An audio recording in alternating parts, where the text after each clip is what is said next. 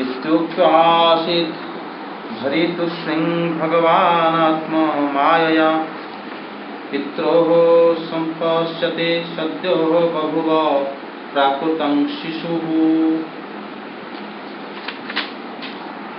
श्री सुखदेव जी कहते हैं, भगवान इतना कहकर चुप हो गए। अब उन्होंने अपनी योगमाया से पिता माता के देखते देखते तुरंत एक साधारण शिशु का रूप धारण कर लिया। तब वसुदेव जी ने भगवान की प्रेरणा से अपने पुत्र को लेकर सुतिका गृह से बाहर निकलने की इच्छा की।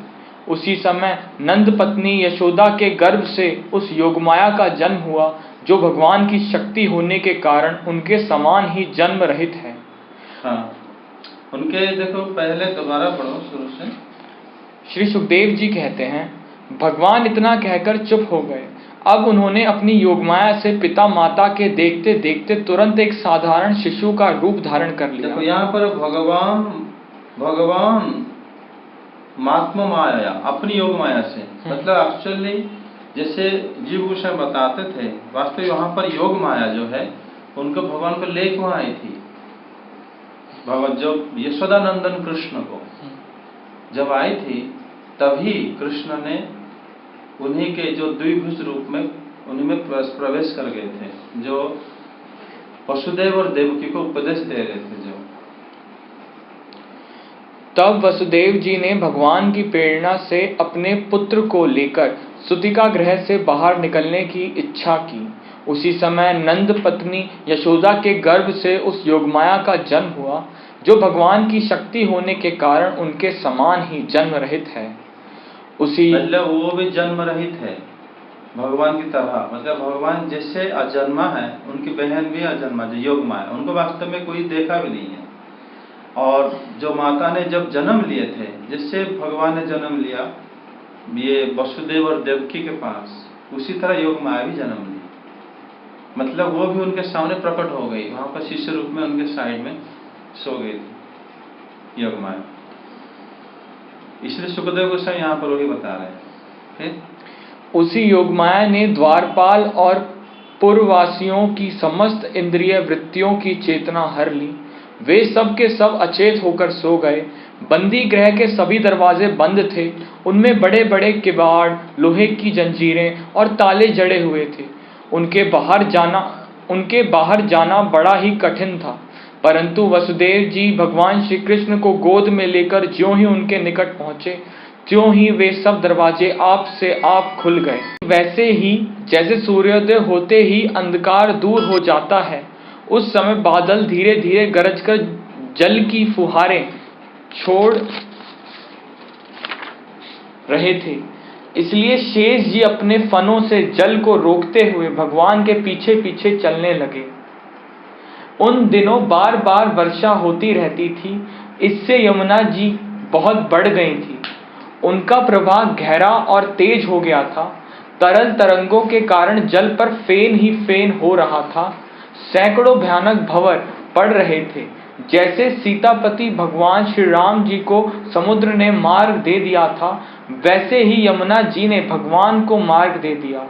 वसुदेव जी ने नंद बाबा के गोकुल में जाकर देखा कि सब के सब गोप नींद से अचेत पड़े हुए हैं। उन्होंने अपने पुत्र को यशोदा जी की शैया पर सुला दिया और उनकी नवजात कन्या लेकर वे बंदी गृह में लौट आए। जब योगमाया को उन्होंने ये वसुदेव जी लेके आए, तब जाके नंद भवन में, नंद के जो ग्राम में, तब जब सबको होश आया था। और ये योगमाया ही कराए थे। जब योगमाया वहाँ पर सुखदेव गोस्वामी बताया है कि भगवान ने अपनी योगमाया से ही वो शिशु रूप हो गए थे। और जो पहला अध्याय में जो भगवान ने शुभे करके बताया कि इनको योगमाया के लिए की है देवी, मैं अपने अंश सहित वसुदेव के घर में प्रकट होऊंगा। शुभे उनको बताया था, अशुभाशीष दिए थे, अब तुम वहां पर प्रकट होना, बस यशोदा माता के यहाँ। तब यहाँ पर जो सुखदेव गोस्वामी बताया कि वो उनके माया से ही वो योग माया से द्विभुज रूप प्रकट हो गए। एक्चुअली वो यशोदानंदन कृष्ण ही है वो, क्योंकि वात्सल्य जो हमारा रस है वो वसुदेव और देवकी में ऐश्वर्य मिश्रित है और शुद्ध वात्सल्य यशोदा माता के पास। अब भगवान वहां जाना चाहते थे और वहां से वो आए थे और ये योगमाया लेके आए थे। फिर योगमाया लेके उनको वसुदेव लेके वो गए। योगमाया आई थी तभी ही सारे जो किवाड़ और सारे पहरेदार सब मतलब अनुकूल हो गया इनको जाने के लिए, किनको, वसुदेव जी को, और सारे सो गए महानिद्रा में और ये भी किवाड़ वगैरह बंद हो गया। इसका मतलब कि किवाड़ वगैरह खुल गया था, बड़े बड़े किवाड़ था, उसमें पहरेदार भी बहुत सख्त थे क्योंकि अष्टम गर्भ था और कम से अपने हिसाब से काफी अच्छे से इंतजाम कराया हुआ था। लेकिन योग माया जो है उनके सामने कोई भी शक्ति उनको नहीं रोक सकता। और ये सब काम योग माया को क्यों करनी पड़ी? तो वास्तव में भगवान कुछ भी करते हैं तो योग माया के माध्यम से ही करते हैं। योग माया उनकी अपनी माया है, आत्म माया है उनके। और जब हम कहते हैं कि भगवान ऐसे करा दे, वास्तव में वहां पर योग माया ही करती आगे। कोई भी लीला भगवान की जब भगवान कुछ करना चाहते हैं तो योग माया ही कराती है, इसलिए सब काम योग माया को करना पड़ा। और भगवान शेष जो है उस टाइम बारिश बहुत हल्की हल्की हो रही थी, मौसम सुहावना हुआ था ताकि भगवान जब बाहर आए और जो भगवान शेष की जो आके उनके पर फन ढक के लेके आए थे इनको। भगवान की सेवा करने के लिए सब चाहते थे भगवान को। और यमुना माता भी जो फैन इतना सारा यमुना में हो गया था, वो बहुत सारी, वो भी ये दिखाने की भी चाह रही होगी कि जो जैसे कुछ थे, जैसे हरद कालिया जैसे सांप वगैरह भी यमुना के हृदय में वास करते थे, उनको एक्चुअली विनाश होगा। और ये भी हो सकता है यमुना माता खुशी से कि वह इसलिए उछल गई थी ऊपर कि भगवान का दर्शन करना चाहते थे। और यहाँ पर भगवान राम के उदाहरण दिए थे सुखदेव गोस्वामी श्लोक में कि जैसे भगवान राम जब समुद्र में उनको रास्ता दे दिया था जब जाना चाहते थे वो लंका को, उसी तरह यमुना देवी उनको रास्ता दे दी, है ना। तो यहाँ पर जैसे वो बताया गया, कैसे बताया वो राम, भगवान राम के श्लोक अर्थ पढ़ाना दोबारा। सैकड़ों भयानक भंवर पड़ रहे थे। जैसे सीतापति भगवान श्री राम जी को समुद्र ने मार्ग दे दिया था, वैसे ही यमुना जी ने भगवान को मार्ग दे दिया। इसके बारे में नीचे लिखा है, पढ़ूं क्या? कितना लोग लिखा होगा, किसी का भाष्य होगा। तो फिर उन्होंने भगवान एक्चुअली श्री राम जैसे एक्चुअली समुद्र ने भगवान राम को जो रास्ता दिया था वो भयभीत होकर दिया था। और भगवान को जानने के बाद उन्होंने रास्ता दे दिया था। और भगवान को जानते थे, लेकिन भगवान को जैसे ऐश्वर्य प्रकाश हुआ उसी समय वो रास्ता दे दिए थे समुद्र में।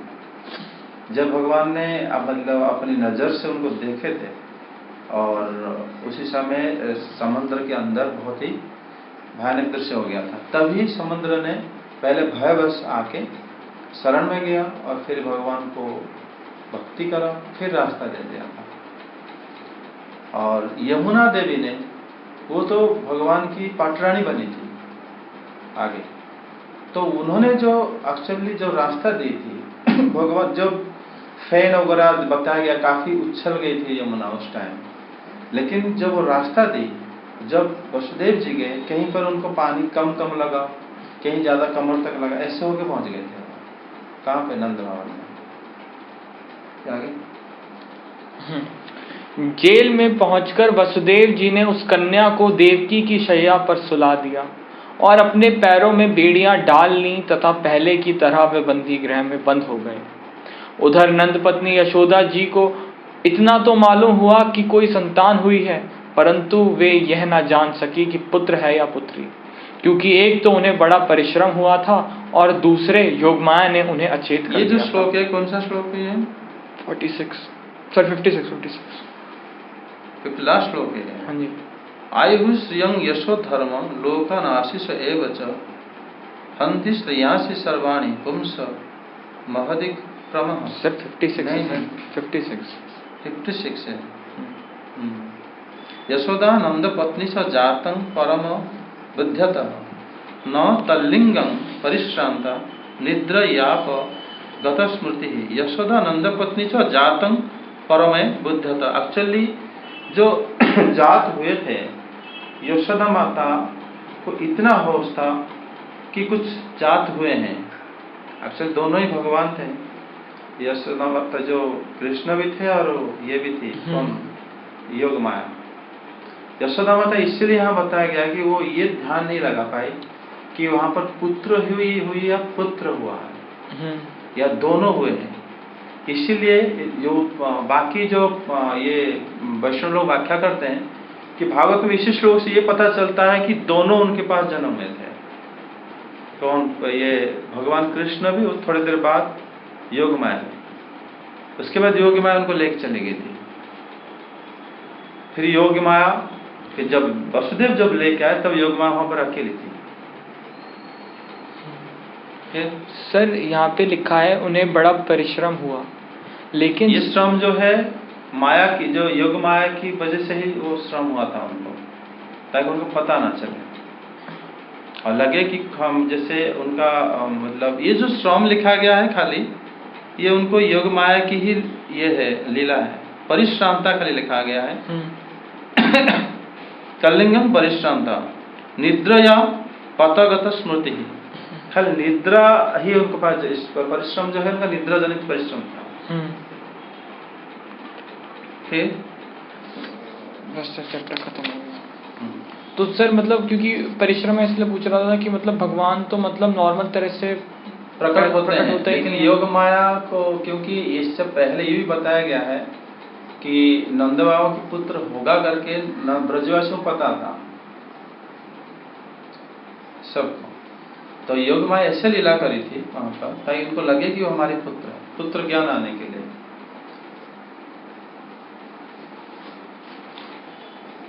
कंस के हाथ से छूटकर योगमाया का आकाश में जाकर भविष्यवाणी करना। श्री सुखदेव जी कहते हैं, परीक्षित, जब वसुदेव जी लौट आए तब नगर के बाहरी और भीतरी सब दरवाजे अपने आप ही पहले की तरह बंद हो गए। इसके बाद नवजात शिशु के रोने की ध्वनि सुनकर द्वारपालों की नींद टूटी। वे तुरंत भोजराज कंस के पास गए और देवकी को संतान होने की बात कही। कंस तो बड़ी आकुलता से और घबराहट के साथ इसी बात की प्रतीक्षा कर रहा था।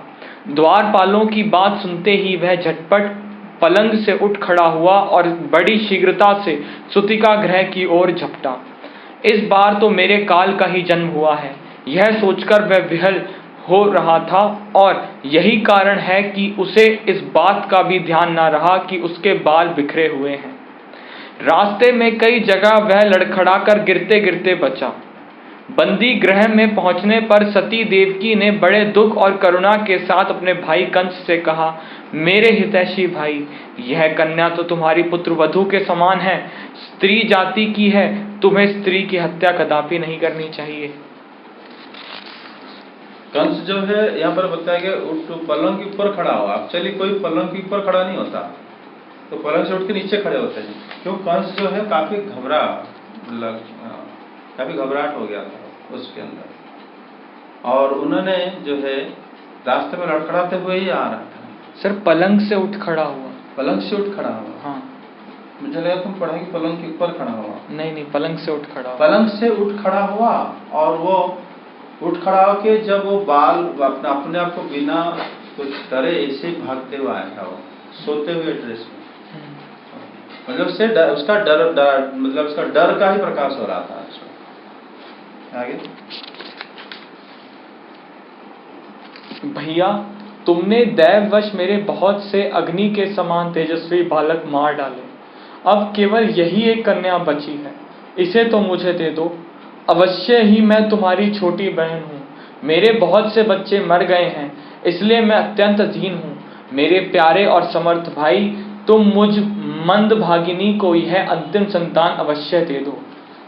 श्री सुखदेव जी कहते हैं, परीक्षित, कन्या को अपनी गोद में छिपाकर देवकी जी ने अत्यंत दीनता के साथ रोते रोते याचना की, परंतु कंस बड़ा दुष्ट था। उसने देवकी जी को झिड़क कर उनके हाथ से वह कन्या छीन ली। अपनी उस नन्ही सी नवजात भांजी को पैर पकड़कर कंस ने उसे बड़ी जोर से चट्टान पर दे मारा। स्वार्थ निष्ठुर था वो, मतलब अपनी भांजी है, छोटी सी कन्या है, उनको पैर पकड़ के चट्टान से जोर से मारा। मतलब किस तरह कंस निष्ठुर था, कोई साधारण मतलब भाव भी उसके अंदर नहीं था, दया भाव। स्वार्थ ने उसके हृदय से सौहार्द को समूल उखाड़ फेंका था। परंतु श्री कृष्ण की वह छोटी बहन साधारण कन्या तो थी नहीं, देवी थी। उसके हाथ से छूटकर तुरंत आकाश में चली गई और अपने बड़े बड़े 8 हाथों में आयुध लिए हुए दिख पड़ी। देखो उनकी जो ये जो श्लोक है कौन सा, जो कृष्ण 9 श्लोक 9 में देखो बताया गया है, सा तत्स्ता समुत्पत्य सत्यो देव्यम वरम गतः अदृश्य तानुजा विष्णु।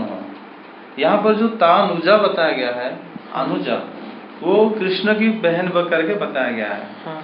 इससे ये पता चलता है कि ये कृष्ण नंद और यशोदा के पुत्र हैं, इस श्लोक से, क्योंकि तभी वो उनको उनकी बहन कहा गया है, वो कृष्ण की बहन। वास्तव में अगर कृष्ण वसुदेव की पुत्र होते, उनको इस श्लोक में सुखदेव गोस्वामी नहीं बोलते कि कृष्ण जो है ये जो है उनकी बहन नहीं है, वो कह रहे उनकी अनुजा थी है कृष्ण की। जब वास्तव में कृष्ण तो वसुदेव के घर प्रकट हुए थे, वास्तव में वसुदेव के घर में जो प्रकट हुए थे उस टाइम नंद बाबा के घर में भी प्रकट हुए थे, और ये उन्हीं की बहन है। कृष्ण के जन्म जो है रहस्यमय है, तभी तो भागवत की पहले श्लोक में जन्मादस्य जतोन्याद में वो जीव गोस्वामी व्याख्या करते थे एक तरह से कि उनका जन्म इतना रहस्यमय है, वो खुद जानते थे, अभिज्ञ स्वराट, वो खुद जानते थे क्यों यहाँ जन्म हुए, वहां गए, वहां लीला करे, फिर यहाँ आए।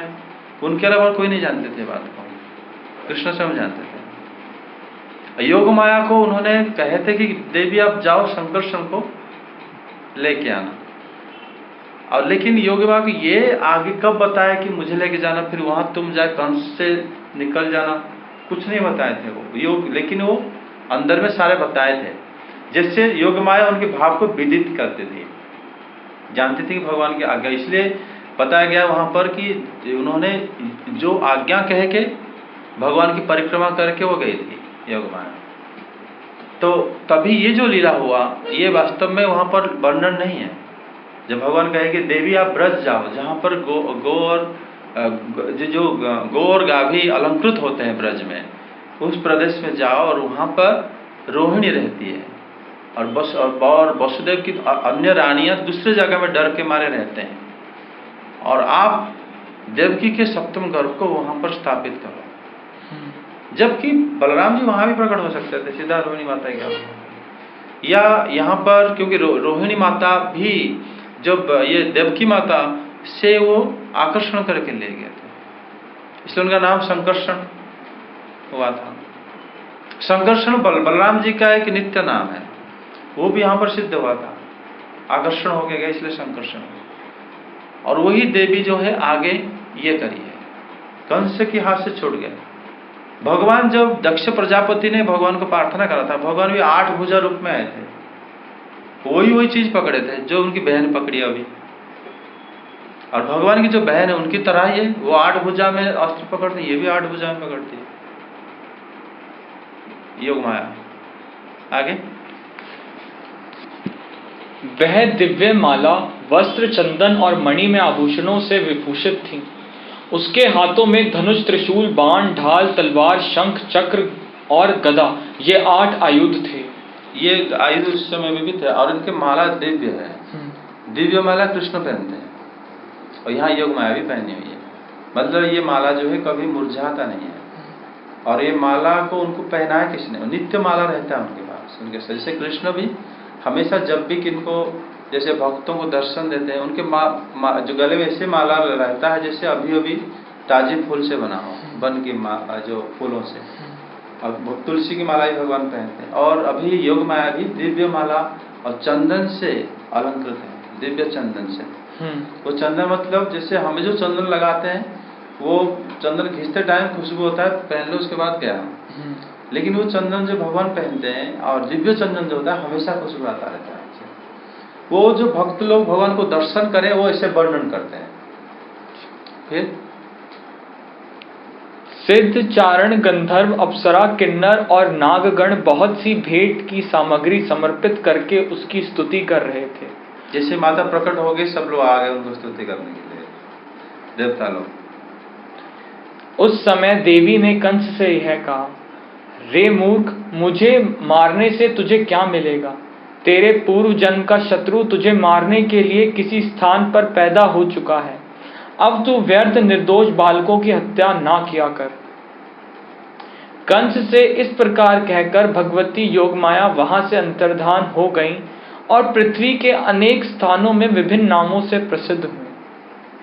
वास्तव में भगवान योग में अंतर्धान तो हो गई, लेकिन बाकी स्थानों में वो बोले कि मैं यहाँ, क्योंकि भगवान ने बोले थे, तभी उस जगह में वो प्रसिद्धि हुई। वहां पर उनकी शक्ति रहती है, तो वहां पर पूजा पाठ करो, योग माया को मिल जाता है। लेकिन वहां पर एक बात भी है, योग माया कभी भी, जब तुम देखा होगा जो असुर राक्षस लोग ब्रह्मा जी को प्रसन्नता लाभ करके वो प्रसन्न करके वर लेते हैं, शंकर जी से प्रसन्न करके वर लेते हैं, और वो कभी कभी ठग भी जाते हैं। लेकिन कभी योग माया से कोई वर लेके ठगा नहीं होगा। योग माया जो है, भगवान बोले हैं कि तुम सारे लोगों की सारे जो सुख सुविधा, जो उनको जरूरत है, सारे इच्छाएं पूरी करोगे आप। तो इसमें क्या होता है ना, लोग इंद्रिय तृप्ति साधारणतः मांगते हैं, तो जो मांगते हैं तो माता उनको महामाया के रूप में वो तृप्ति, उनको जो चाहिए वो दे देती है। लेकिन जो भक्ति मांगती है वो भक्ति भी देती है उनको, जो कृष्ण की भक्ति मांगे सिर्फ। और क्योंकि गोपियां योग माया को भक्ति ही मांगे थे वृंदावन के अंदर। वृंदावन में योग माया की नित्य वास है, जो कोई भक्त उनको जानते हैं। कि श्रीधर स्वामी जब भागवत टीका लिखते थे, उस टाइम योग माया उनके पास आई थी, और उनको उनकी सुविधा करने के लिए कुछ, वो शायद खाना वगैरह उनको मिला नहीं था, तो उनको योग माया साक्षात, क्योंकि ये भागवतों जो लिख रहे हैं, तो बिना योग माया की शक्ति से कैसे लिख सकते हैं। तो योग माया जो वृंदावन नित्य वास, उनको जो भक्त होते हैं उनको वो पालन करती है। किस रूप में आई थी स्थापना हुई थी माता जहाँ जहाँ विंध्याचल पर्वत, अभी वो बताएंगे, आगे बताओ ना सर। यहाँ पे माता कह रही हैं, तेरे पूर्व जन्म का शत्रु तुझे मारने के लिए किसी स्थान पर पैदा हो चुका है। अपने भाई के बारे में बता रहे हैं। तो शत्रु बोला है भगवान, तो किसी के शत्रु नहीं होते पर कंस दूसरे शब्द समझ नहीं पाएगा ना।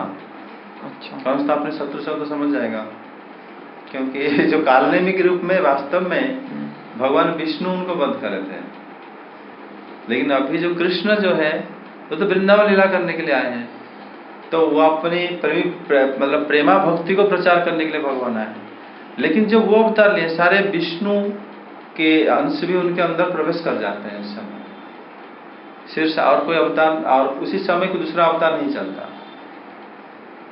क्योंकि जब वहां पर भी हरिवंश में इन्होंने जीव गोस्वामी बताया ना कि हरिवंश या तो पद्म पुराण, वो बोले कि जब गरुड़ जी क्षीर सागर विष्णु के मुकुट एक असुर ने ले लिया था, युद्ध करता गिर गया था, और गरुड़ जी को भेजे थे लाने के लिए। वो जब लेके आए गरुड़ जी, तो गए थे विष्णु भगवान को लौटाने के लिए, तो देखिए वो है नहीं। तो फिर उनको पता चला कि वो भगवान कृष्ण के अंदर हैं, तभी वो आके द्वारका में भगवान कृष्ण को मुकुट पहना के चले गए गरुड़ जी, क्या आपने मुझे भेजा था। तब ये माता ने जो बोले कि तुम्हारा शत्रु, मतलब भगवान विष्णु के लिए कह रहे हैं कि जो उन्होंने मारे थे वो जन्म ले चुके हैं। देवी की यह बात सुनकर कंस को असीम आश्चर्य हुआ। उसने उसी समय देवकी और वसुदेव को कैद से छोड़ दिया और बड़ी नम्रता से उनसे कहा, क्योंकि जब कंस को देवी माता ने बोल दिया कि तुम इनको वृथा है, इनको क्यों कष्ट दे रहे हो, तुम्हें जो मानव जन्म तो हो चुका है, अब तुम इनको। अब कंस आश्चर्य इसीलिए हुआ, कंस का आश्चर्य होने की ये बात था कि आकाशवाणी झूठा कैसे हो सकता है। आकाशवाणी बोला था कि देवकी के अष्टम गर्भ मुझे मारेगा, और यहाँ पर जगदम्बा मुझे कह रहे हैं कि जगत जननी की वो जन्म हो चुका है, ये कैसे संभव हो। तभी उसको आश्चर्य लगा, और देखा कि ज्यादा दिमाग लगाने से अच्छा माता जो कह रहे हो मान लो, फिर इसलिए उन्होंने देवकी और वसुदेव से अच्छे बर्ताव करा। मेरी प्यारी बहन और बहनोई जी, हाय हाय, मैं बड़ा पापी हूँ। राक्षस जैसे मैं अपने ही बच्चों को मार डालता है, वैसे ही मैंने तुम्हारे बहुत से लड़के मार डाले। इस बात का मुझे बड़ा खेद है। मैं इतना दुष्ट हूँ कि करुणा का तो मुझ में लेश भी नहीं है। मैंने अपने भाई बंधु और हितैषियों तक का त्याग कर दिया। यहाँ पर कंस की सुर बदल गया, तो जिस तरह बोल रहा था अभी पूरा चेंज।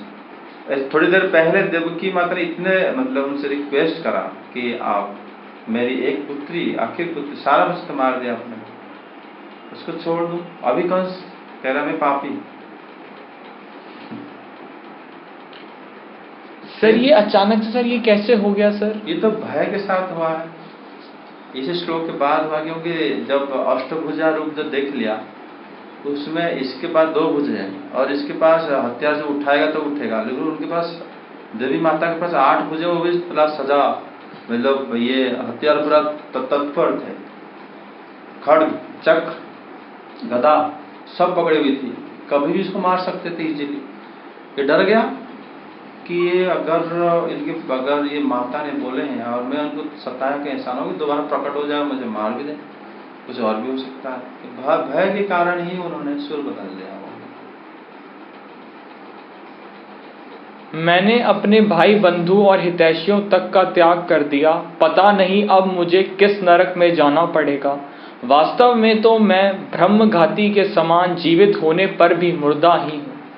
केवल मनुष्य ही झूठ नहीं बोलते, विधाता भी झूठ बोलते हैं। देख रहे हो, यहाँ पर वो चीज बताया गया है कि कंस क्यों आश्चर्य हुआ था। सुखदेव गोस्वामी कह रहे हैं कि कंस कह रहा है कि सिर्फ मनुष्य झूठ नहीं बोलते, विधाता भी झूठ बोल रहा है। मतलब जो आकाशवाणी हुआ था वो झूठा था, तभी वो आश्चर्यचकित हुआ था। फिर उसी पर विश्वास करके मैंने अपनी बहन के बच्चे मार डाले। ओह, मैं कितना पापी हूँ। तुम दोनों महात्मा हो, अपने पुत्रों के लिए शोक मत करो, उन्हें तो अपने कर्म का ही फल मिला है। सभी प्राणी प्रारब्ध के अधीन हैं, इसी से वे सदा सर्वदा एक साथ नहीं रह सकते। जैसे मिट्टी के बने हुए पदार्थ बनते और बिगड़ते रहते हैं, परंतु मिट्टी में कोई अदल बदल नहीं होती, वैसे ही शरीर का तो बनना बिगड़ना होता ही रहता है, परंतु आत्मा पर इसका कोई प्रभाव नहीं पड़ता। ये बात खुद के लिए लागू नहीं करता।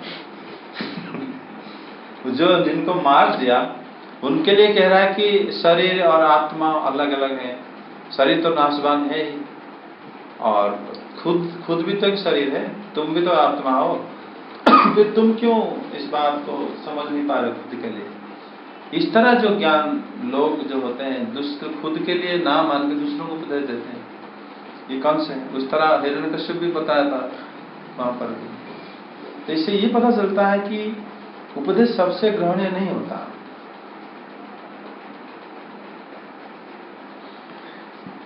उपदेश सबसे ग्रहणीय नहीं होता। जो लोग इस तत्व को नहीं जानते, वे इस अनात्मा शरीर को ही आत्मा मान बैठते हैं। भगवद गीता की सारे ये बता रहा है, समझा रहा है। यही उल्टी बुद्धि अथवा अज्ञान है। इसी के कारण जन्म और मृत्यु होते हैं, और जब तक यह अज्ञान नहीं मिटता तब तक सुख दुख रूप संसार से छुटकारा नहीं मिलता। मेरी प्यारी बहन, यद्यपि मैंने तुम्हारे पुत्रों को मार डाला है, फिर भी तुम उनके लिए शोक ना करो, क्योंकि सभी प्राणियों को विवश होकर अपने कर्मों का फल भोगना पड़ता है। अपने स्वरूप को ना जानने के कारण जीव जब तक यह मानता रहता है कि मैं मारने वाला हूं या मारा जाता हूं, तब तक शरीर के जन्म और मृत्यु का अभिमान करने वाला वह अज्ञानी बाध्य और बाधक भाव को प्राप्त होता है। मेरे दिव्य ज्ञान जो भगवान अर्जुन को दिए थे, अभी कंस देवकी को देता है। देवकी जो कि स्वयं भगवान से कहते हैं ना, सुखदेव गोस्वामी बता रहे थे, वो भगवान के धाम बन गई थी, वो भिन्न हो गई थी, तभी तो भगवान वहां पर आए थे, विशुद्ध सप्तम स्थिति में थी। और उनको कंस जैसे पापी, उनको अभी वो भी समझा रहा है, जो मतलब भगवान समझाते हैं, जो अर्जुन को समझाए थे जब मोह हो गया था अर्जुन को, आगे सर उसे ये सब बोलते हुए अजीब सा नहीं लग रहा कि मैंने क्या क्या किया है और मैं ऐसे बोल रहा हूँ? नहीं, आगे बताओ, आगे श्लोक में पता चले जाएगा क्यों सुखदेव गोस्वामी बता रहे हैं कंस की ये बात को, जरूर उसमें कुछ तो ना कुछ रहस्य होता है। अर्थात वह दूसरों को दुख देता है और स्वयं दुख भोगता है।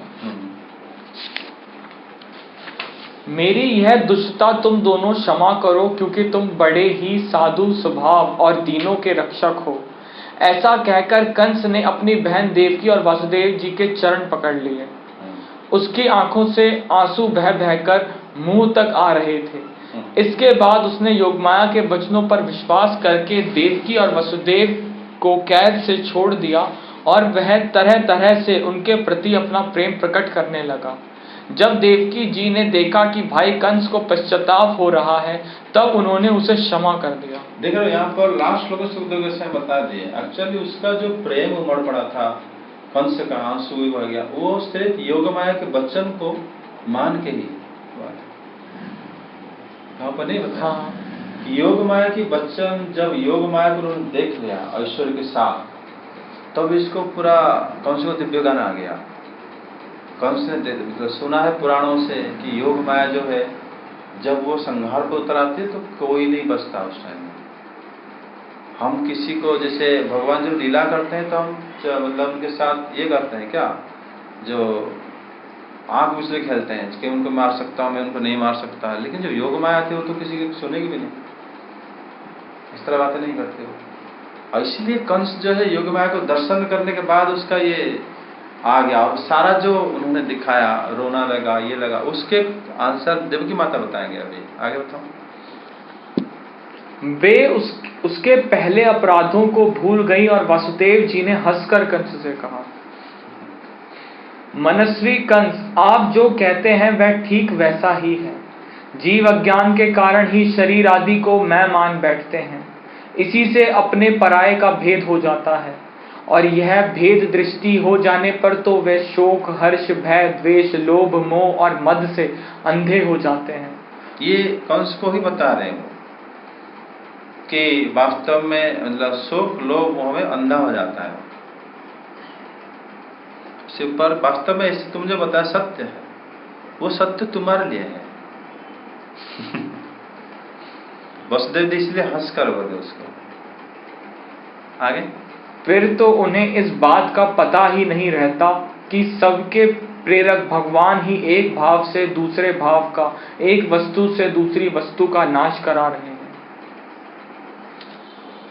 भगवान एक वस्तु से दूसरे वस्तु का नाश करा रहे हैं, उसको ये समझ नहीं आता। ठीक है, इसके ऊपर वसुदेव जी क्या बोले? अब सुखदेव गोस्वामी बोले इसके ऊपर वाले में। अच्छा, और यह भेद दृष्टि हो जाने पर तो वे मनस्वी कंस, आप जो कहते हैं वह ठीक वैसा ही है। जीव अज्ञान के कारण ही शरीर आदि को मैं मान बैठते हैं। इसी से अपने पराये का भेद हो जाता है। मतलब वो कह रहे हैं कि जो जीव जो है अपने शरीर को अपना मान बैठता है, वो वैसा ही है जी अपने शरीर को अपना मान बैठता है, और ये मानते ही सारे वो जो बैड क्वालिटीज बॉडी के अंदर आ जाता है। और ये कंस ने करा था, खुद अपना माना था, तभी तो जिंदा रहने के लिए उनको मार रहा है। वसुदेव जी को हंस के जो आंसर देना वो कंस के लिए ही था। आगे उसके बाद क्या था? उसके बाद इसी से अपने पराये का भेद हो जाता है। इसी से भेद हो गया था, क्योंकि वो शरीर को अब ज्यादा अपना माना, तो अपनी बहन की बच्चों को मारने के लिए खुद तैयार हो गया था और करा भी। और यह भेद दृष्टि हो जाने पर तो वे शोक, हर्ष, भय, द्वेष, लोभ, मोह और मद से अंधे हो जाते हैं। वो अंधे हो गया था कंस। फिर तो उन्हें इस बात का पता ही नहीं रहता कि सबके प्रेरक भगवान ही एक भाव से दूसरे भाव का, एक वस्तु से दूसरी वस्तु का नाश करा रहे हैं। उसको ये पता नहीं चलता।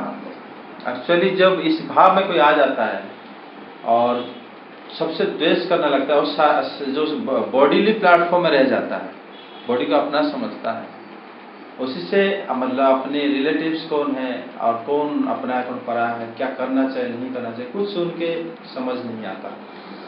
उसी स्थिति में वो ये भी नहीं समझ पाता कि भगवान क्या करा रहे हैं, किसके हाथ में किसको मरा रहे हैं, किसके हाथ में किसको जान दे रहे हैं, वो नहीं जान पाता। वास्तव में अभी इन्होंने जिन जिन को करा मारा, भगवान ने करवाया। क्यों? ये सब तुम्हारे पुत्र थे, कंस के पुत्र सारे थे पिछले जन्म के हिसाब से, और तुम ये बात को नहीं जान पाओगे। वसुदेव जी बता रहे हैं। सर ये वासुदेव और देवकी सर कितने मतलब धर्मात्मा और लोग नहीं थे जानते हैं। सर, ऐसे करने के सर इतनी जल्दी मान भी गए सर। माने कहा, वो तो कंस को उसको उत्तर दे दे, उसको जानते हैं, क्योंकि उससे पहले भी वसुदेव जी जब कंस ने बोला कि पहला पुत्र कीर्तिमान को मैं नहीं मारूंगा क्योंकि अष्टम गर्भ का है, उस टाइम सुखदेव जी क्या कह रहे हैं? वसुदेव जी आ तो गए, लेकिन वो जानते थे कि कंस जो है का इंद्रिय अपने काबू में नहीं है, उसके बाद भरोसा करने लायक नहीं है, कंस की बात को विश्वास नहीं करेगा, क्योंकि जो विश्वास करने योग्य उसको विश्वास करेंगे ना। वसुदेव जी तो भक्त हैं और वो भगवान की पिता भी हैं, वो सब सारे ऋषि मुनियों से श्रेष्ठ है वसुदेव जी, तभी तो भगवान उनका अपने पिता माने थे, बनाए थे। अब वसुदेव जी जब खुद कहे वहां पर कि कंस को विश्वास नहीं करते, आज कंस ने जब उनको दिखावा आसुर और राज जो भी कर रहा है, वसुदेव जी उनका सही आंसर दे दिया, कितने पता ही नहीं चल रहा। सर अब जैसे देवकी और वासुदेव जी का जिस तरीका का व्यवहार है, तो सर ये तो सर मतलब इनकी तरह तो हम बन ही नहीं सकते, मैं तो नहीं बन सकता सर बिल्कुल। वसुदेव और देवकी का जो व्यवहार है वो वास्तव में कोई भी नहीं बन सकता, क्योंकि वो स्वयं भगवान जी उन्हीं के अपने मतलब क्या जो सुखदेव से जैसे बताया थे कि वसुदेव और देवकी, वसुदेव के मन में भगवान आए थे, देवकी के मन को ट्रांसफर हुए। देवकी विशुद्ध सत्व विग्रह थी, जो भगवान जैसे हर जगह में रहते हैं, भगवान के अंदर सारा विश्व रहता है, भगवान उन्हीं के अंदर उसी तरह रहते हैं बड़ी सहजता से, जैसे भगवान के अंदर सारा ब्रह्मांड रहता है बड़ी सहजता। ये भगवान की लीला मात्र ही है। देवकी माता ऐसे प्रार्थना करी भगवान को, तो वो एकादश स्कंद जब आएगा तब तो पता चलेगा वास्तव में वसुदेव और देवकी जो है सारे मुनि ऋषि सबसे श्रेष्ठ है, उनकी तरह कोई नहीं हो सकता, तभी तो भगवान के नित्य पिता माता है वो। और उनकी तरह भाव उनके पास जैसे भाव था ये स्वाभाविक था, उनको पता भी नहीं कि भगवान हमारे पुत्र हैं, अभी हैं कहाँ पर, उनको ये भी नहीं पता कि मेरे पुत्र जो सब प्रकट हुए सब मर भी गए। वसुदेव जी ज्ञानवान है, वो जानते हैं, लेकिन सोचो देवकी माता वात्सल्य भाव जो उमड़ आया था, वो बोले कि आपको कंस मार ना दे, वो डर गई थी। लास्ट श्लोक वसुदेव जी डर गए थे, ये तो उनकी वात्सल्य उमड़ आया था कृष्ण के प्रति, और उनके बाद जो भगवान स्वयं उनको अपनी पिता माता माने हैं, और उनका स्थिति किसी भी भक्त से कंपेयर तुलना नहीं कर सकते हैं। भक्त तो हम साधारण भक्त, हम मतलब अभी हम कोशिश कर रहे हैं कि भगवान के बारे में श्रवण करें, भगवान के नाम जाप करें और उनके धाम जाए और हमारा लाइफ जैसे तैसे ठीक हो जाए, लेकिन वो ऐसे नहीं थे, वही उनका काम था, कृष्ण प्रेम, स्वाभाविक रुचि था उनके कृष्ण के प्रति, उनके भाव। श्री सुखदेव जी कहते हैं, परीक्षित, जब वसुदेव और देवकी ने इस प्रकार प्रसन्न होकर निष्ठा भाव से कंस के साथ बातचीत की, तब उनसे अनुमति लेकर वह अपने महल में चला गया। वह रात्रि बीत जाने पर कंस ने अपने मंत्रियों को बुलाया और योगमाया ने जो कुछ कहा था वह सब उन्हें कह सुनाया। कंस के मंत्री पूर्णतया नीति निपुण नहीं थे। दैत्य होने के कारण स्वभाव से ही वह देवताओं के प्रति शत्रुता का भाव रखते थे। अपने स्वामी कंस की बात सुनकर वे देवताओं पर और भी चिढ़ गए और कंस से कहने लगे, भोजराज, यदि ऐसी बात है तो हम आज ही बड़े बड़े नगरों में, छोटे छोटे गांवों में, अहीरों की बस्तियों में और दूसरे स्थानों में जितने बच्चे हुए हैं, वह चाहे 10 दिन से अधिक के हों या कम के, सबको आज ही मार डालेंगे। समर भीरु देवगण युद्धोद्योग करके ही क्या करेंगे, वे तो आपके धनुष की टंकार सुनकर ही सदा सर्वदा घबराए रहते हैं। जिस समय युद्ध भूमि में आप चोट पर चोट करने लगते हैं, बाण वर्षा से घायल होकर अपने प्राणों की रक्षा के लिए समरांगण छोड़कर देवता लोग पलायन परायण होकर इधर उधर भाग जाते हैं। कुछ देवता तो अपने अस्त्र शस्त्र जमीन पर डाल देते हैं और हाथ जोड़कर आपके सामने अपनी दीनता प्रकट करने लगते हैं। कोई कोई अपनी चोटी के बाल तथा कच्छ खोलकर आपकी शरण में आकर कहते हैं कि हम भयभीत हैं, हमारी रक्षा कीजिए। आप कंस जो है वास्तव में शक्तिशाली था और इतना शक्ति रखता था कि देवता लोग उससे लड़ाई करने में भी डरते थे। मतलब कभी कभी किसी को इस तरह शक्ति मिल ही जाता है और वो मिलता ही प्रकृति माता ही उनको देती है और उनको अपने कर्म, क्योंकि ये ऐसा एक जगह है हम जहाँ रहते हैं भौतिक ब्रह्मांड, जो अपना कुछ जैसे तैसे करके, जैसे मान लो तुम किसी भी तरह पैसा इकट्ठा कर लिया, तुम जो कहोगे सब लोग मानेंगे, जो भी कहोगे तुम्हारे अंदर सब, तुम्हारा सारा पैसा इकट्ठा हो गया, तुम मानोगे, क्योंकि पैसा के ऊपर लिखा गया है ये धारक को 1000 रुपये देने का वादा करता हूँ, वचन देता हूँ। मतलब हमारी भारत सरकार ने लिखा है जो पैसा को पकड़ा है वो पैसा उसका है, लिखा है कि नोट के ऊपर पैसा की तुम नहीं कहोगे मेरा पैसा नहीं कह सकते, जिसके पास है वो उसका है। ये हमारी अगर प्रकृति का नियम है। इसी नियम को फायदा उठाकर नेता लोग क्या करते हैं ना, पैसा इकट्ठा कर लेते हैं बाय हुक और क्रूक। जब हो गया उसके बाद वो दिखा। उसी तरह हमारे एक नियम ऐसा यहाँ पर बनाए हैं देवता लोगों ने, जो चाहेगा वो अपने पास शक्ति ले आता है। वो अल्टीमेटली ब्रह्मांड छोड़कर नहीं जा सकता, भगवान धाम नहीं जा सकता, लेकिन इस जगत में दूसरों को परेशान कर सकता है। उसी तरह कंस जो है काफी शक्तिशाली था, तभी तो कालनेमी असुर को देवता लोग मार नहीं पाए थे, भगवान आके मारे थे उनको। सोचो वो किस तरह शक्तिशाली होगा। कालनेमी को स्वयं विष्णु आके मारना पड़ा। उस टाइम इतने सारे शक्तिशाली योद्धा थे, इंद्र के हाथ में वज्र भी था, सब लोग आए थे, तब भी उनको नहीं मार पाए थे कालनेमी को।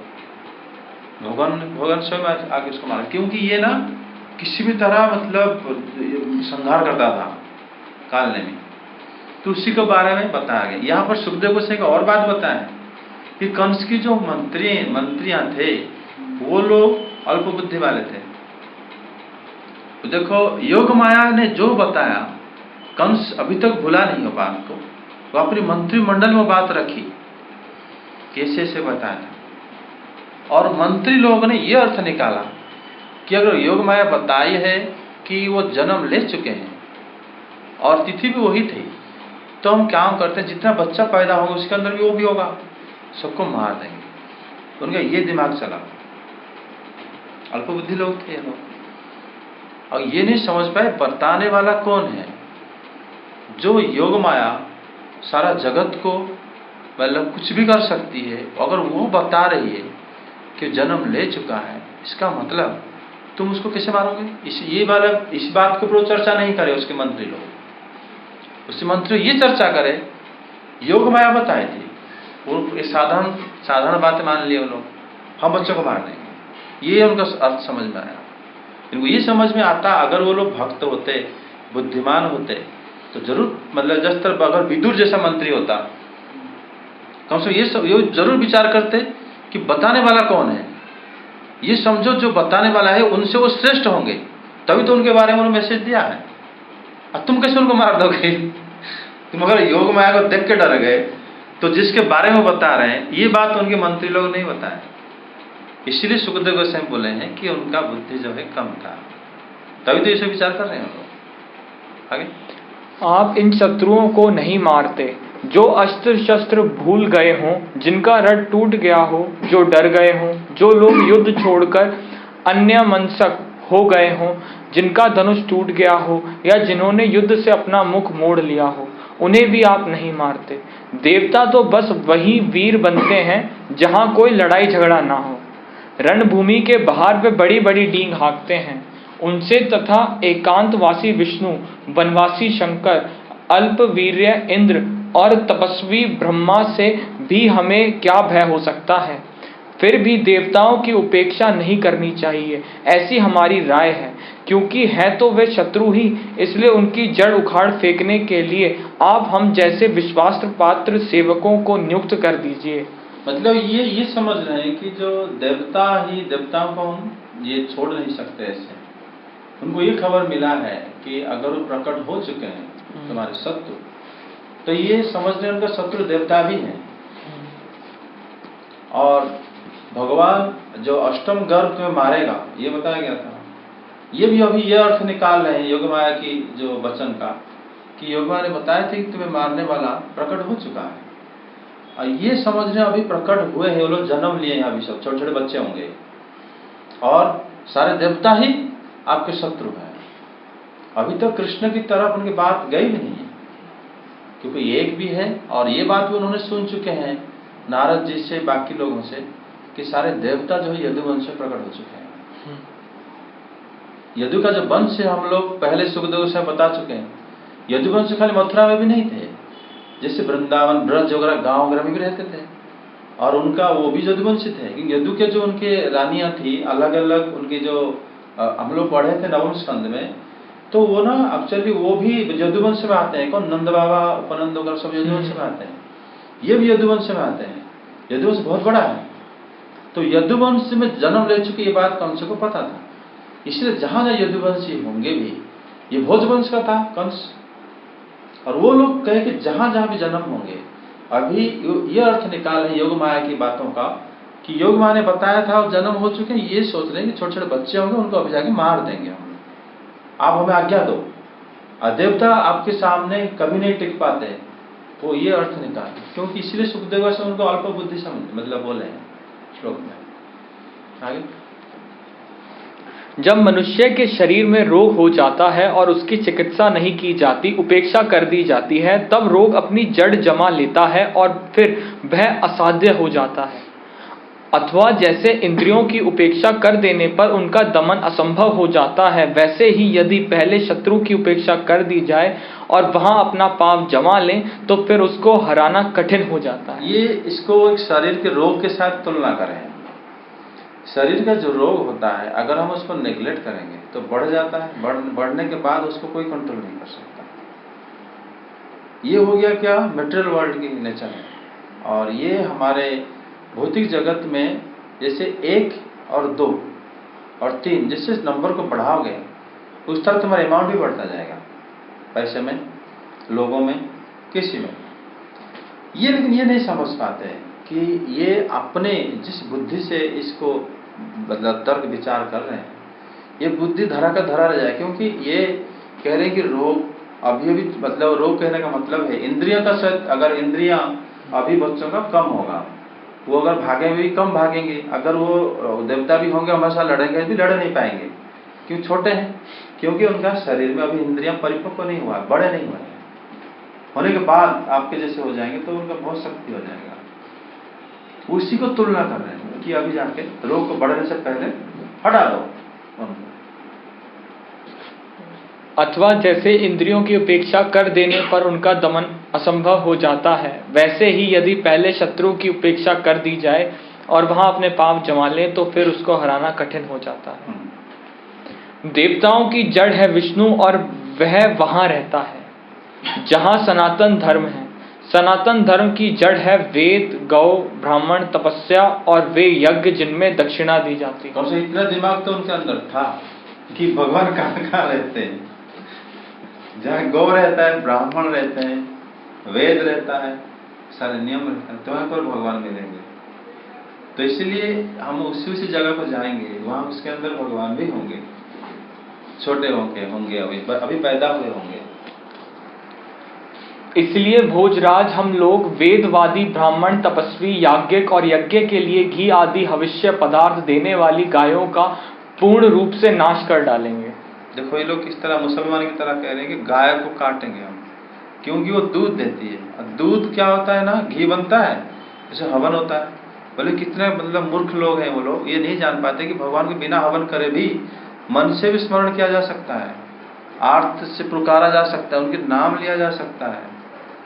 और ये कह रहे हैं गाय, ये लोग मतलब सर चीज को मतलब अपनी भौतिकवादी से तुलना कर रहे हैं ब्राह्मण, गौ, वेद, तपस्या, सत्य, इंद्रिय दमन, मनो निग्रह, श्रद्धा, दया, तितिक्षा और यज्ञ विष्णु के शरीर हैं। ये भगवान के शरीर को व्याख्या कर रहे हैं। ये भगवान के शरीर है। ब्राह्मण, गो, वेद, तपस्या, तितिक्षा, ये सब भगवान के शरीर है। अगर इनको तुम मार दो, भगवान का शरीर चला गया। ब्राह्मण, गौ, वेद, तपस्या, सत्य, इंद्रिय दमन, मनोनिग्रह, श्रद्धा, दया, तितिक्षा और यज्ञ विष्णु के शरीर हैं। वह विष्णु ही सारे देवताओं का स्वामी तथा असुरों का प्रधान द्वेषी है, परंतु वह किसी गुफा में छिपा रहता है। महादेव, ब्रह्मा और सारे देवताओं की जड़ वही है। उसको मार डालने का उपाय यह है कि ऋषियों को मार डाला जाए। मतलब वो ये निष्कर्ष निकाले हैं, क्योंकि अल्पबुद्धि लोग हैं, ये समझ रहे हैं कि अगर मान लो भगवान की शरीर ये सब है, अगर इसको नष्ट कर दो तो वो कहाँ रहता है पता नहीं, लेकिन उसके बाद शक्ति नहीं आएगा, वो खत्म हो गया, मान लो अदृश्य रहता है। और उनका लेकिन शरीर ये है, बल इनसे मिलता है। ये लोग उनको पूजा करते हैं, इनको भक्ति करते हैं, उनको मतलब यज्ञ करते हैं, आहुति देते हैं। और जब इन लोग मार दो, उनको कोई पुकारने वाला नहीं होगा, उनके नाम के लेने वाला नहीं होगा, तो वैसे वो तो कहाँ छुप के रहते हैं, हमेशा छुप के ही रह जाएंगे, वो कभी प्रकट भी नहीं होंगे। जब उनके भक्त रहते पुकारते हैं, या तो उनके हवन करते हैं, इनका मतलब सारे वेद पाठ करते हैं, वो सारा जब हम नष्ट कर देंगे तो नष्ट हो गए। बाकी शिव जी जो है वो तो वनवासी हैं, वो तो आते ही नहीं, उसको कोई मतलब नहीं उनको।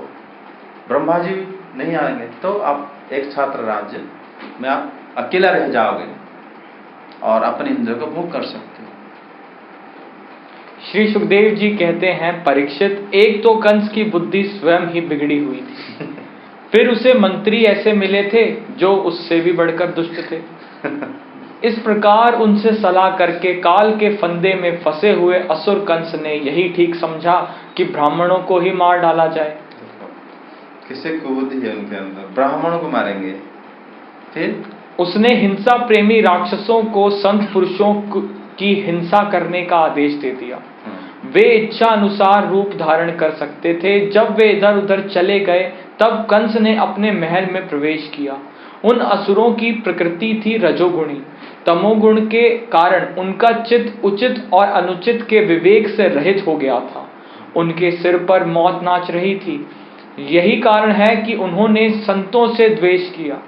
परीक्षित, जो लोग महान संत पुरुषों का अनादर करते हैं, उनका वह कुकर्म उनकी आयु, लक्ष्मी, कीर्ति, धर्म, लोक परलोक, विषय भोग और सबके सब कल्याण के साधनों को नष्ट कर देता है।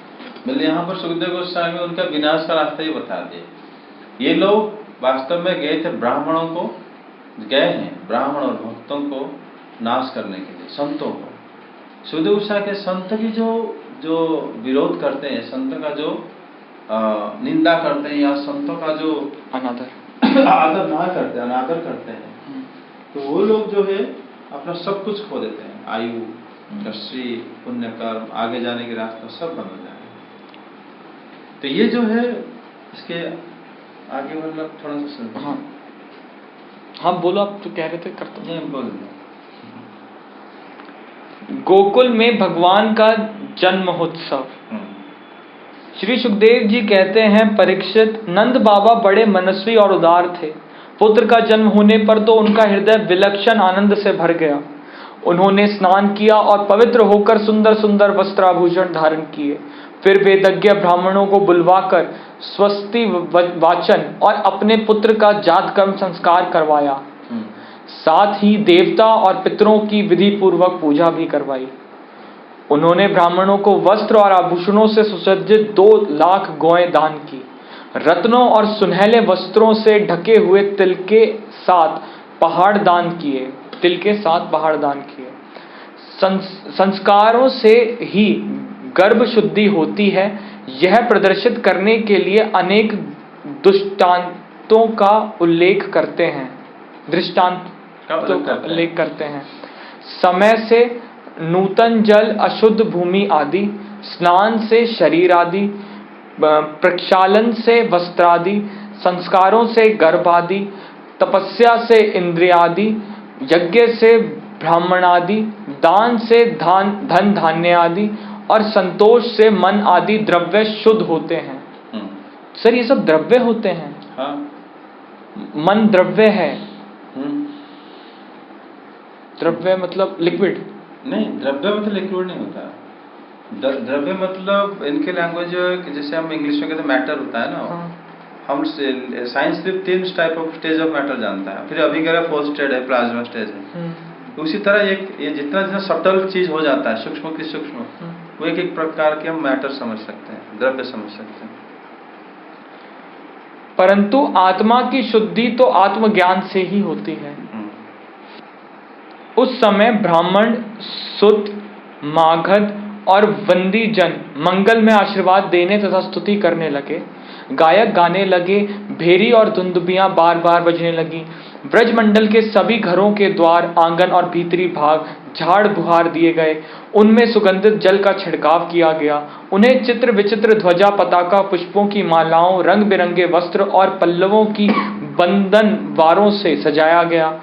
गाय, बैल और बछड़ों के अंगों में हल्दी तेल का लेप कर दिया गया और उन्हें गेरू आदि रंगीन धातुएं, मोरपंख, फूलों के हार, तरह तरह के सुंदर वस्त्र और सोने की जंजीरों से सजा दिया गया। गाय को कितने अच्छे से वो लोग सजा दिए। और भगवान तभी यहाँ आना मतलब वहाँ रहना चाहते हैं ब्रज में, क्योंकि गाय उनको बहुत पसंद है।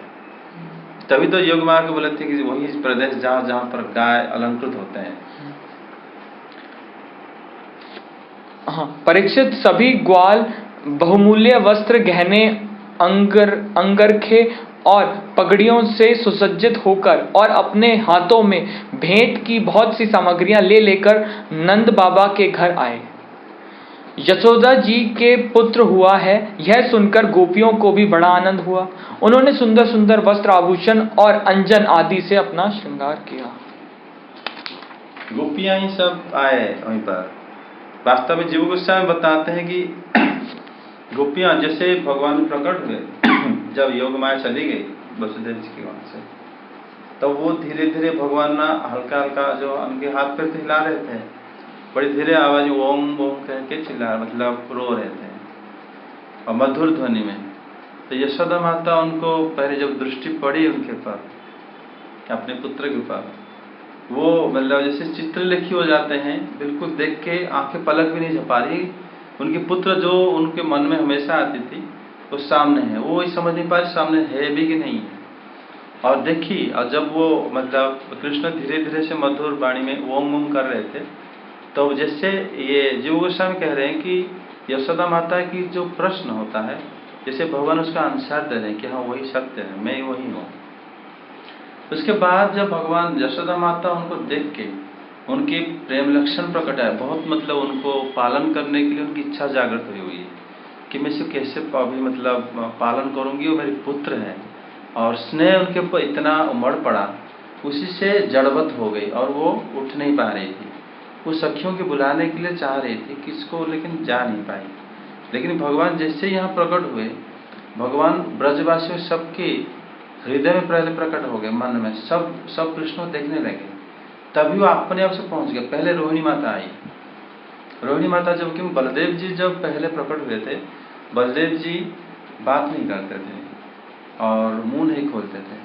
तभी जीव गोस्वामी बताते हैं कि बलदेव जी जब भी यशोदा माता की गोदी में आते थे, यशोदा माता, तब वो बहुत जैसे हंसते थे और ताली बजाते थे हाथ में, क्योंकि कृष्ण उनके अंदर रहते थे तभी, लेकिन बोलते नहीं थे तभी। लेकिन जब वहां आते तब बात करते थे कृष्ण से, और किसी ने कभी नहीं बोलते थे। तभी रोहिणी माता जब पहली बार आई कृष्ण को दर्शन करे, तब देखा कि उसके पीछे सारे गोपियां भी आने लगे, क्योंकि भगवान सबको खबर कर दिए थे, क्योंकि वो सारे उनके अपने जन हैं, उन्हीं से लीला करते हैं। वो माधुर्यपूर्ण नगरी है ब्रज, तो वो उस जगह में कृष्ण और उनमें कोई फर्क भी नहीं है। तो वो लोग कृष्ण को दर्शन करते आ गए सब। तब गोपियां आने का भाव उनमें प्रकट करने लगी और कृष्ण को देखते हैं, देख के मतलब कोई कहे मैं इसे हृदय से लगाऊंगी, मैं आंखों से इसको बिठा के रखूंगी, और कोई कह रहे मैं अपने नयनों में इनको हमेशा सामने रखूंगी। तो इस तरह लेकिन यशोदा माता और प्रसन्न तो हो रही थी, लेकिन उनको कृष्ण को देख के अपनी पलक नहीं झपका पा रही थी, और देखते उनकी आंखों में आंसू बहती जा रही थी, और वो स्वयं अपने स्तन से दूध बह रही थी, और वो मतलब इतने पुत्र की वात्सल्य में इतने उमड़ पड़ रही थी, कुछ सोच रही थी कैसे उसको कृष्ण को मैं पालन करूं। और तभी कृष्ण धीरे धीरे धीरे हाथ पर हिला रहे थे। नंद बाबा को एक गोपी जाके खबर करी, वृद्धा गोपी ने, कि वो अंदर नहीं आ सकते। तो जैसे खबर करी तो नंद बाबा ने, वो गोपी जब उपनंद वगैरह उनके साथ ही बैठे थे, बोले कि उपनंद वगैरह बोले कि नंद, ये जो खबर करी जितने भी गाय यहाँ पर है ना, उन सब इसको दे दो, वो गोपी को उनके घर पहुंचा दो। उसके बाद नंद बाबा तुरंत झटपट स्नान करके जात कर्म संस्कार करवाए, आके सुस्ति वाचन करके। जात कर्म संस्कार मतलब बालक को जो है पहले माता की दूध पीने देने से पहले एक संस्कार होता है। जो आते हैं मतलब जो ब्राह्मणी जो माताएं आती है, वो माता की स्तन को धुलवाते मंत्र पाठ करके। पुत्र जहाँ पर रहते हैं उस जगह को स्वस्ति वाचन से शुद्ध किया जाता है, शुद्ध किया, और इनका नाभि छेदन किया जाता है, किनका, पुत्रों का। लेकिन जब कृष्ण के नाभि छेदन करने के लिए जो आई थी ब्राह्मणी, तो बोले इनका तो ये लाड़ ही नहीं, नाड़ नहीं है नाभि में, इनका तो नाभि में कमल खिल रहा है। तो क्योंकि इनका नाभि कमल जैसा ही है ना, तो फिर वो छेदन कैसे कर नहीं। लेकिन उसको उन्होंने यशोदा माता का आके बताई, तो फिर उसी को माना कि हो गया। उसके बाद फिर कृष्ण को लेके जो नंद बाबा के पास ले गए। जब ये जो यशोदा माता पूछने की मेरा लाला कहाँ है, तो फिर वो बोले कि नंद बाबा के गोदी में। तो यशोदा माता सुनते ही मतलब इतने विभोर हो गई कि मतलब नंद बाबा कितना अच्छा लगा होगा मेरे पुत्र को देख के, उनके पुत्र को। तो नंद महाराज जी उनको देख के, जैसे वो कृष्ण को देख के जड़वत हो गए थे, मतलब उनके हाथ पैर जो है स्टिफ हो गया था, वो हिला भी नहीं पा रहे थे, ना क्या करेंगे पता ही नहीं चल रहा था उनको। और उनकी प्रेम जो सारे लक्षण जो है कृष्ण को, भक्ति का जो लक्षण, इनका माधुर्य प्रेम है सारा ब्रजवासी, वो प्रकाश पा रही है कृष्ण के साथ। तो इस तरह उन्होंने ये सारे जो, तभी तक ब्रजवासी पूरा पहुंच गए थे वहाँ पे। आनंद उत्सव जो हुआ था बहुत धूमधाम में हुआ था, और श्री कृष्ण के अपने निजजन सब थे वहाँ पे। क्या बता रहे? गोपियों के मुख कमल बड़े ही सुंदर जान पड़ते थे, उन पर लगी हुई कुमकुम ऐसी लगती मानो कमल की केसर हो। उनके नितंब बड़े बड़े थे, वे भेंट की सामग्री ले लेकर जल्दी जल्दी यशोदा जी के पास चले। उस समय उनके पयोधर हिल रहे थे, गोपियों के कानों में चमकती हुई मणियों के कुंडल झिलमिला रहे थे, गले में सोने के हार जगमगा रहे थे। वे बड़े सुंदर सुंदर रंग बिरंगे वस्त्र पहने हुए थे। मार्ग में उनकी चोटियों में गुथे हुए फूल बरसते जा रहे थे।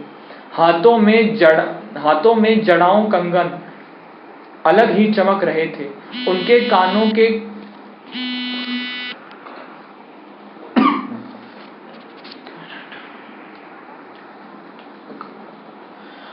कानों के कुंडल, पयोधर और हार हिलते जाते थे। इस प्रकार नंद बाबा के घर जाते समय उनकी शोभा बड़ी अनूठी जान पड़ती थी। यहाँ पर सुखदेव गोस्वामी जो गोपियों की सुंदरता वर्णन करे हैं, वास्तव में वही इसलिए वर्णन करे हैं कि गोपियाँ जिस जगह में भगवान स्वयं प्रकट हुए हो, वहाँ के जो उनके निजजन। इस प्रकार नंद बाबा के घर जाते समय उनकी शोभा बड़ी अनूठी जान पड़ती थी। नंद बाबा के घर जाकर वे नवजात शिशु को आशीर्वाद देती, यह चिरजीवी हो, भगवान इसकी रक्षा करो, और लोगों पर हल्दी तेल से मिला हुआ पानी छिड़क देती तथा ऊंचे स्वर से मंगलगान करती थी। सारे गोपियां। भगवान श्री कृष्ण समस्त जगत के एकमात्र स्वामी हैं, उनके ऐश्वर्य, माधुर्य, वात्सल्य सभी अनंत हैं। वे जब नंद बाबा के व्रज में प्रकट हुए, उस समय उनके जन्म का महान उत्सव मनाया गया। उसमें बड़े बड़े विचित्र और मंगलमय बाजे बजाए जाने लगे। आनंद से मतवाले होकर गोपगण एक दूसरे पर दही, दूध, घी और पानी उड़ेलने लगे। एक दूसरे के मुंह पर मक्खन मलने लगे और मक्खन फेंक फेंक कर आनंद उत्सव मनाने लगे। नंद बाबा स्वभाव से ही परम उदार और मनस्वी थे। उन्होंने गोपों को बहुत से वस्त्र, आभूषण और गोएं दी। सुत, मागध, बंदी जनों, नृत्य, वाद्य आदि विद्याओं से अपना जीवन निर्वाह करने वालों तथा दूसरे गुणी जनों को भी नंद बाबा ने प्रसन्नता पूर्वक उनकी मुंह मांगी वस्तुएं देकर उनका यथोचित सत्कार किया। यह सब करने में उनका उद्देश्य यही था कि इन कर्मों से भगवान विष्णु प्रसन्न हो और मेरे इस नवजात शिशु का मंगल। देखो यहाँ पर जो सुखदेव गोस्वामी लास्ट में बता दिए, ये होता है उनके वात्सल्य रस। वो इसलिए करते थे कि भगवान विष्णु प्रसन्न हो और मेरे जो पुत्र का मंगल हो। मतलब उनके पास कभी भी ऐश्वर्य ठहर नहीं पाती, खाली पूर्ण वात्सल्य, ये मेरा पुत्र है, वो ज्ञान उनका बहुत स्ट्रांग था। और जैसे बलराम जी जब गए थे, एकादश स्कंद में 10वें स्कंद में आता है, आगे आएगा, हम पढ़ेंगे। जब गए थे नंद बाबा और यशोदा माता से मिलने के लिए, वो जानते थे कि ये वसुदेव जी के पुत्र हैं, सबको पता चल गया। सर कौन जानते थे? नंद बाबा यशोदा मैया बलराम जी को। बलराम जी जब गए थे। हाँ, तो बलराम जी जब वहां पर पहुंचे, यशोदा माता कह रही है कि आप जगदीश्वर हो, मतलब नंद बाबा कह रहे हैं कि आप जगदीश्वर हो, आप बड़े बड़े विपदों से कृष्ण के साथ हमें रक्षा करा है, अपने छोटे भाई के साथ। लेकिन उसके बाद तुरंत ये तो बोल रहे हैं कि जगदीश्वर, मतलब उनका ईश्वर ज्ञान था, तुरंत उनको गोदी में उठाकर रोने लगे नंद बाबा। मतलब उनके पास, सुखदेव गोस्वामी बताते हैं, जीव गोस्वामी भी बताते हैं कि उनके पास ऐश्वर्य कभी ठहर नहीं पाती, आती तो थोड़ी देर के लिए, फिर तुरंत उस समय ये मेरा पुत्र है बलराम। आगे ये रखते हैं। हाँ। कल जय गंधराज भागवतम की जय। श्री कृष्ण गोविंद हरे मुरारी, हे नाथ नारायण वासुदेव।